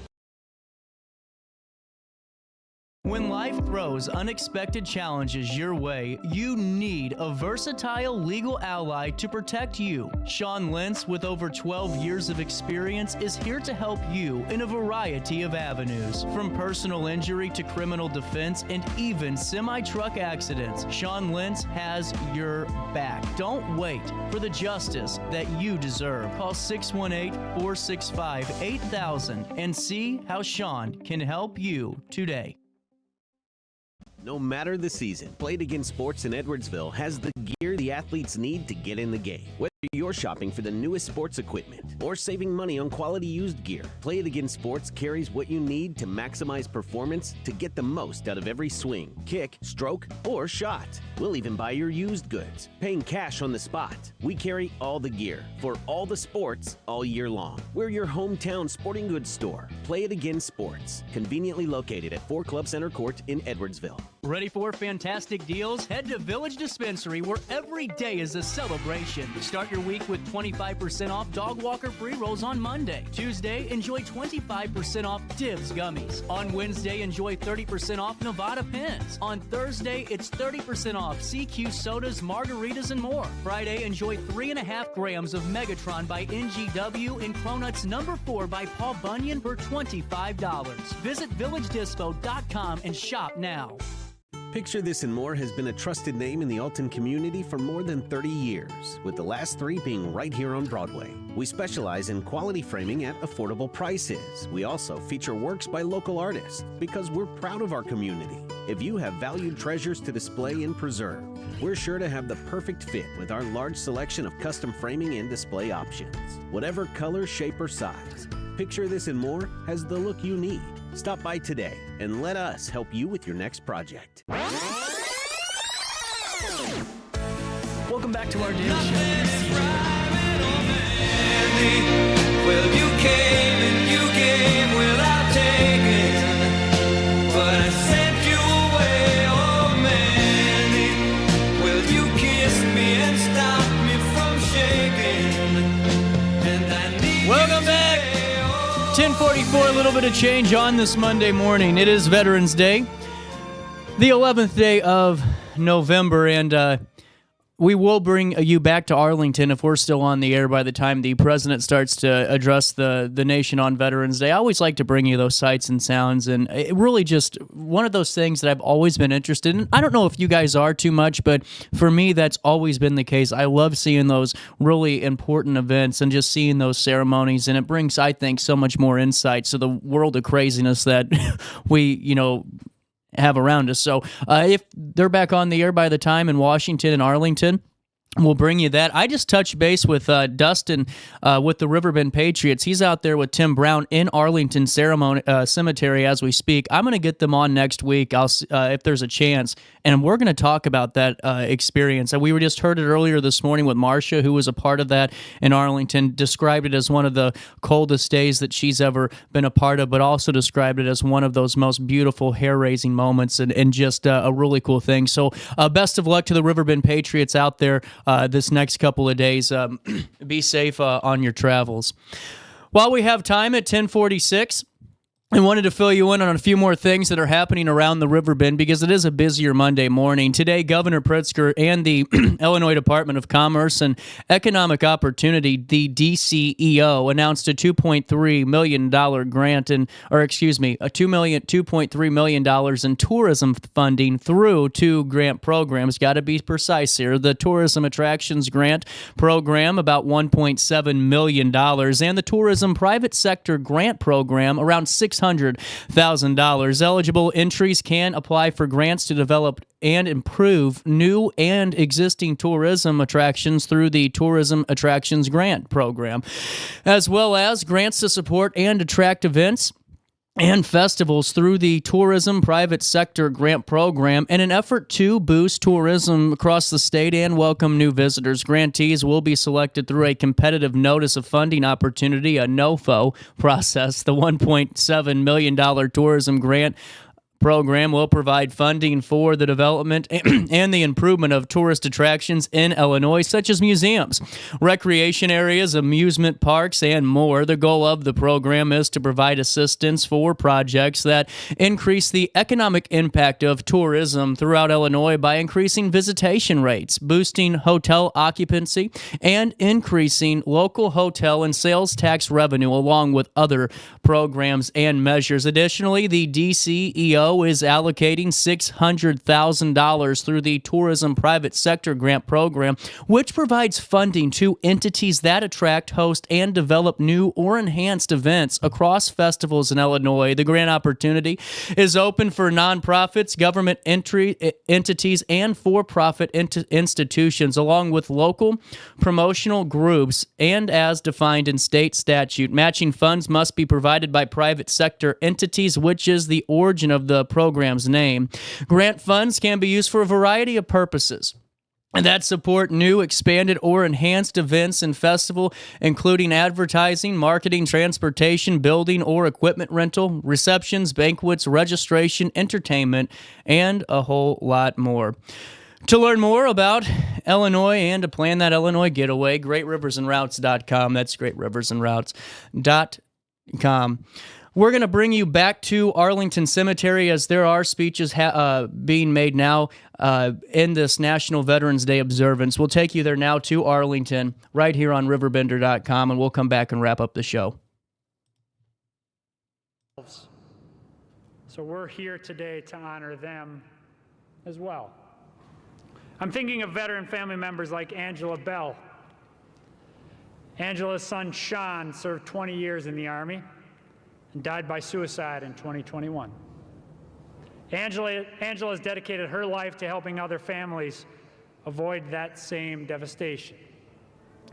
I'm thinking of Cindy and Lee Stover, who have cared for their son, Joe, a Navy veteran, since he was partially paralyzed after a traumatic brain injury.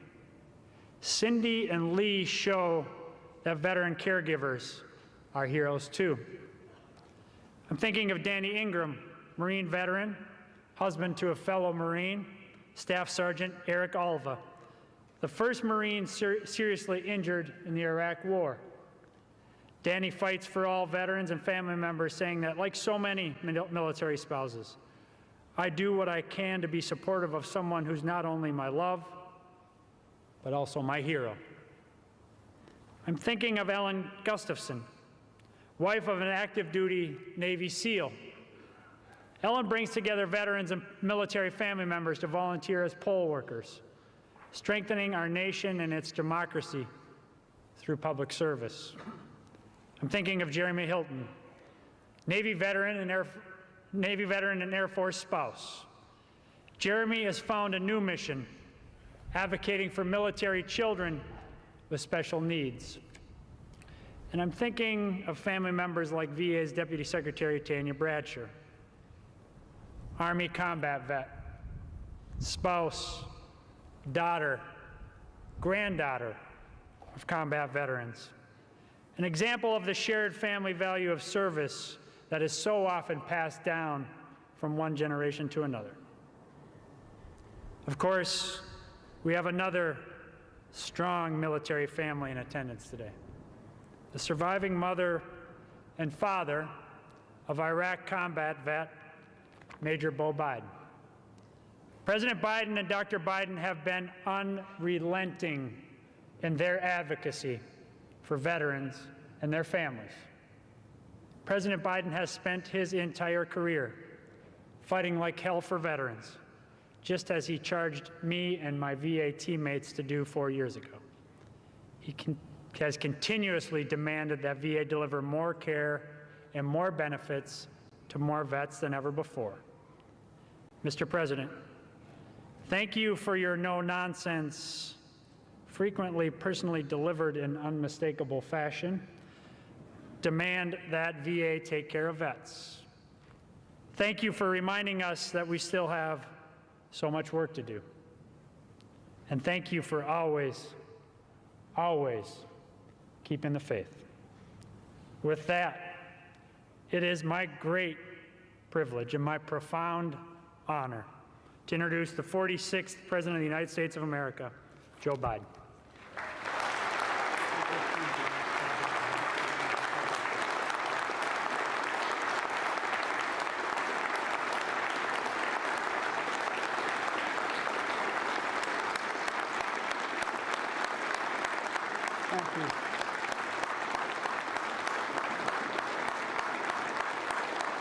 Thank you, thank you, thank you. It's a great honor to be standing here again.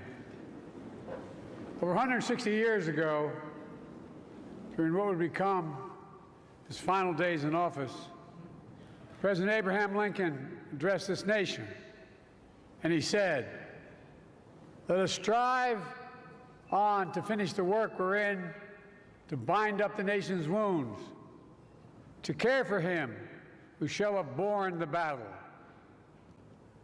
My fellow Americans, First Lady, Vice President Harris, and Second Gentleman, Secretary Blinken, Austin, McDonough, Mayorkas, Chairman Brown, most importantly, our veterans, service members, and their families.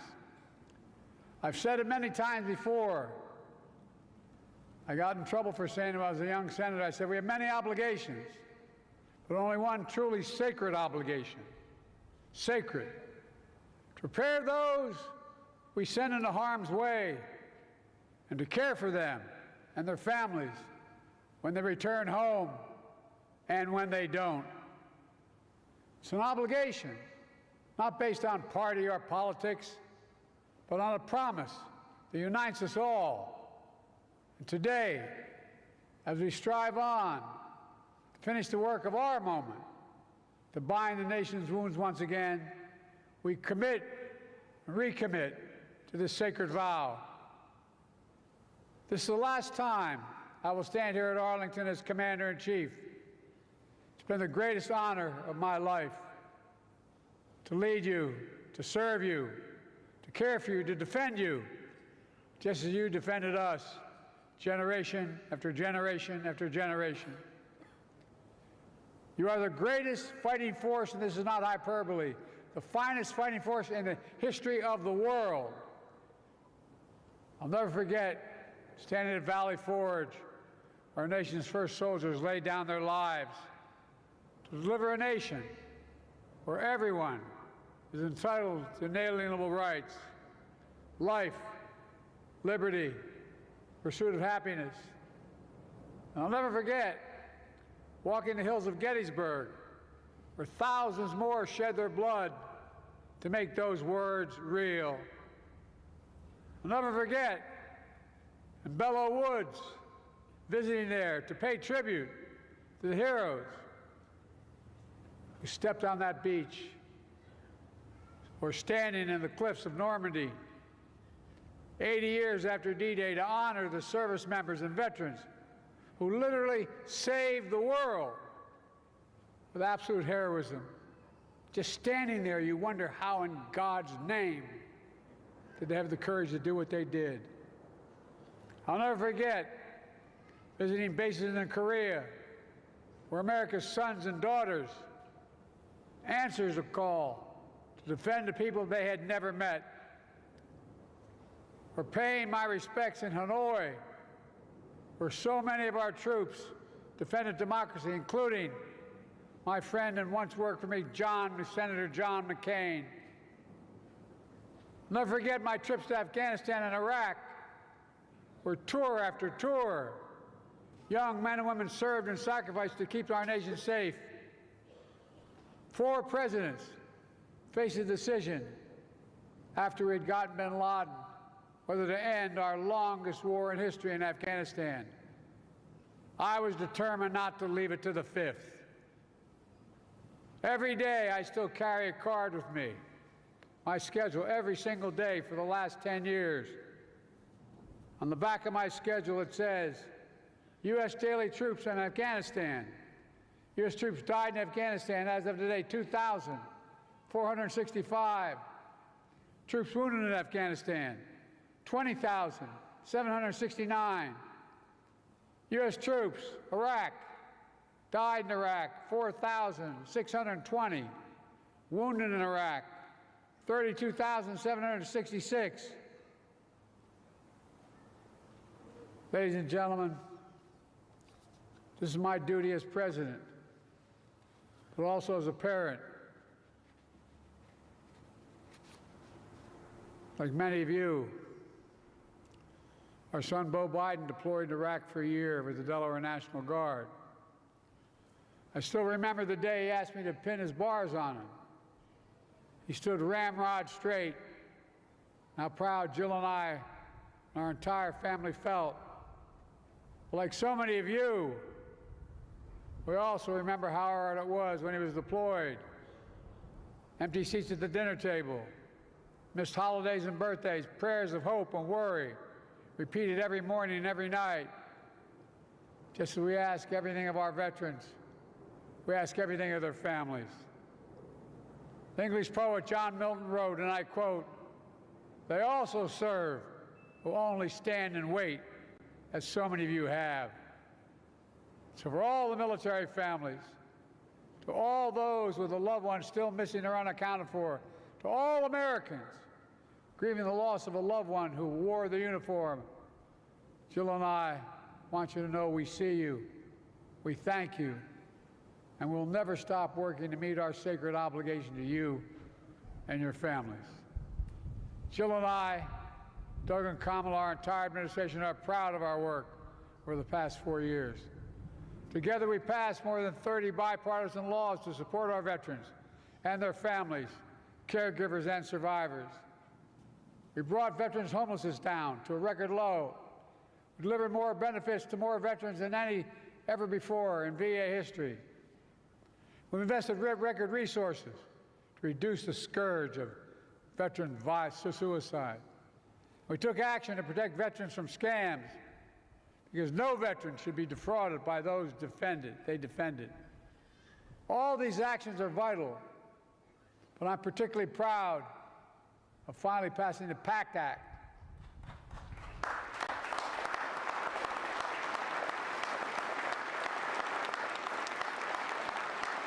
This is the most significant law in our history, our nation's history, to help millions of veterans who are exposed to toxins like Agent Orange and burn pits during their military service. Pits the size of football fields that incinerate the wastes of war, tires, chemicals, batteries, jet fuel, and so much more. Pits that left too many veterans with headaches, numbness, dizziness, asthma, and cancer. The PACT Act has already helped over 1 million veterans and their families get the benefits they deserve. They deserve those benefits.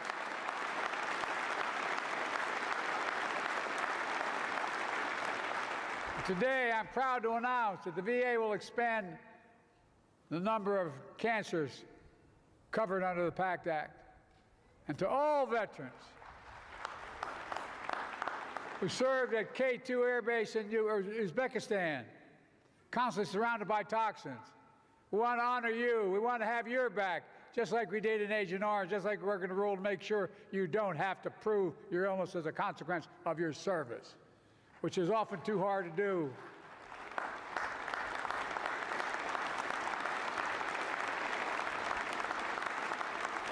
God willing, we will make sure that any rare condition you've developed is covered. And we're committed to getting this rule in place by the end of my term. Folks, this matters. Too many of our nation's veterans have served only to return home to suffer from permanent effects of poisonous chemicals. Too many have died, like our son Beau and like Sergeant First Class Heath Robinson, for whom the PACT Act was named. A couple years ago, after I signed the PACT Act, I handed a pen to his daughter, Braley. She and her mom are with us today. I don't know where you are, but God love you. There they are. Stand up, ladies.